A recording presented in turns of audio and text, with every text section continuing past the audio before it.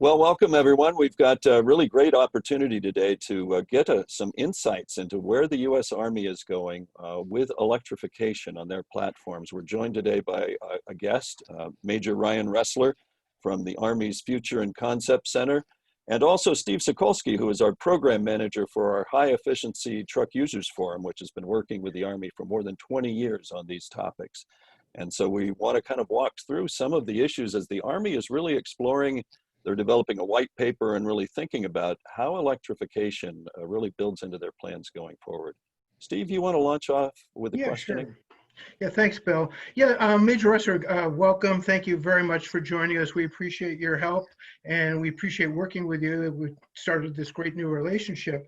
One of the things that, as you're starting to plan for requirements for the electrification of light combat and tactical vehicles, a little bit about the motivation. A lot of the work that we do, as you know, our stakeholders in commercial fleets and others are motivated by either environmental issues or economic issues, but you don't have a lot of those same concerns. So why is it exactly that the Army is starting to be concerned about and look into electrification right now?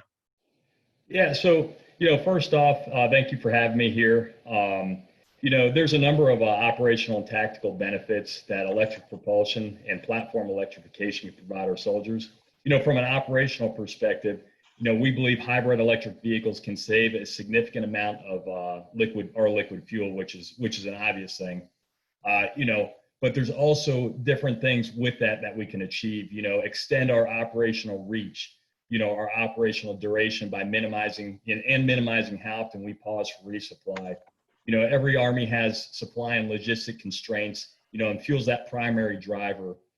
By reducing that, we get after those operational reach and operational duration issues. And then it reduces risk to soldiers that are running those supply lines.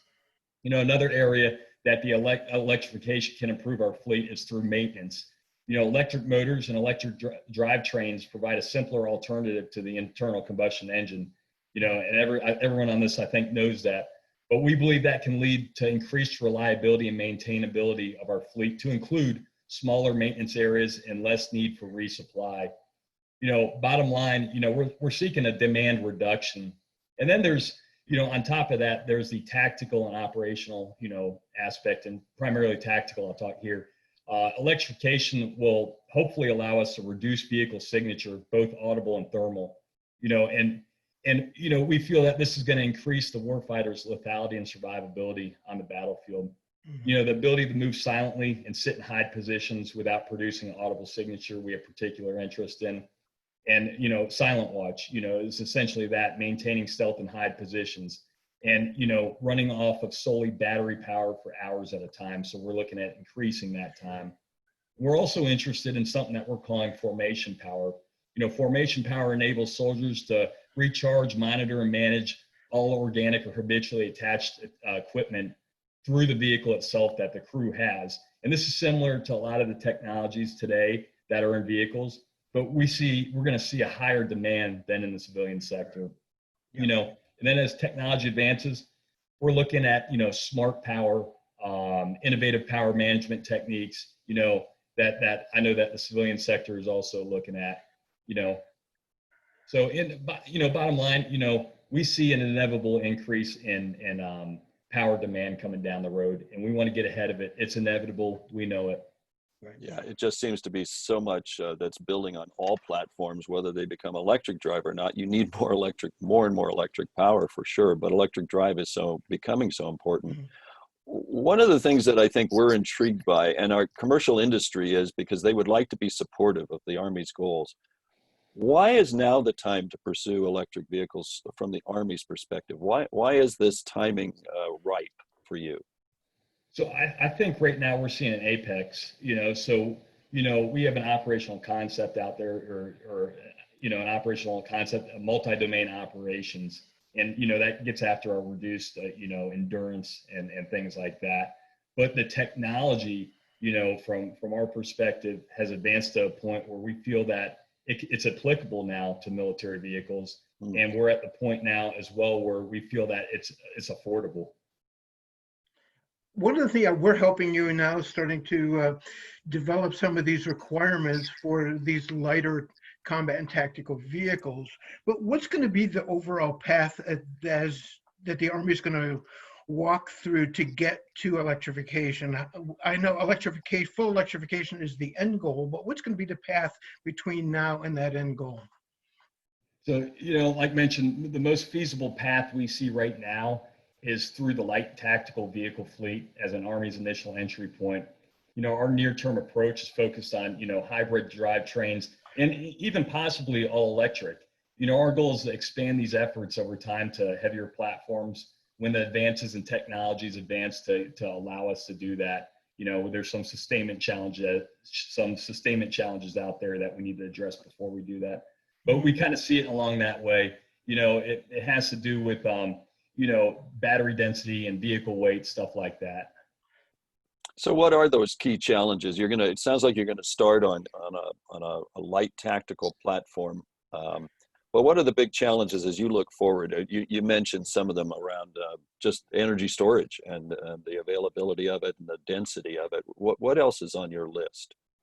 Yeah, so we've got unique challenges, and I think in addition to energy density, it's producing sufficient mobile power out in an austere environment. Rapid recharging, conduits to get that power to soldiers. Those are all things that we're looking at, and just to touch a little more on that battery density issue, these are problems that everybody's facing now, but applying it to a large combat vehicle, per se a tank or something, it's going to impact its mobility and its space claim. And I think we're exceeding the realm of possible with current lithium ion, battery technology right now to power an all electric armored vehicle. So those are the kind of things we're seeing that are major challenges. We're aware that, the commercial sector spends billions, tens of billions of dollars a year on battery technologies. And, we're trying to develop that relationship where we can be mutually beneficial and supporting. Yeah. So I think probably what might be the most important to this audience is in the short term, where can they help you? Where can industry assist you to not only set your requirements, but get things deployed and demonstrated? What are your expectations from industry, and what are you looking for them to provide you as you're going down this path? So, my job here at the Maneuver Requirements Division is to, help write requirements based on the warfighter's need.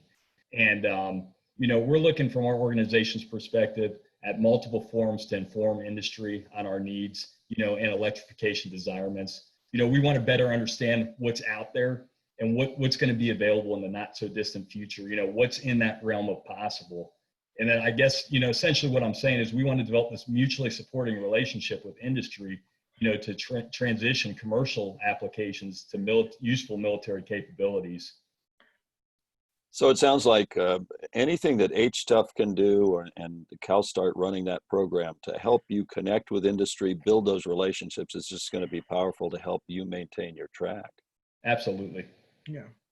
So just so everyone knows, our first part of this initiative will be on October 20th, where you will be putting together an industry day to present your vision to industry and then to get them engaged and working one-on-one with you. So we're looking forward to putting that on for you and helping you make that as useful as possible to industry. So is there anything else that we can convey to industry at this point to make sure that your message is getting carried and it is clear? No, I think that, we're on glide path, and I appreciate all the help from CALSTART and GVSC on these initiatives.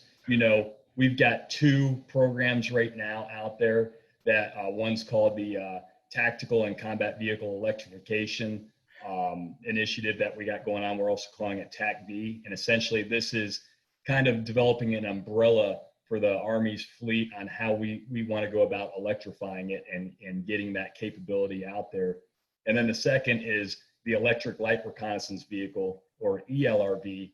And essentially what that is, we feel for that mission set for that vehicle, electrification perfectly aligns in it. And that's the first, as we see it, the entry point for the Army's, initiatives to get into electrification and and from a propulsion standpoint. Well, great. Thank you so much. Exciting times and some real pathways leading forward. So let's thank you so much for joining us this morning, Major Ressler.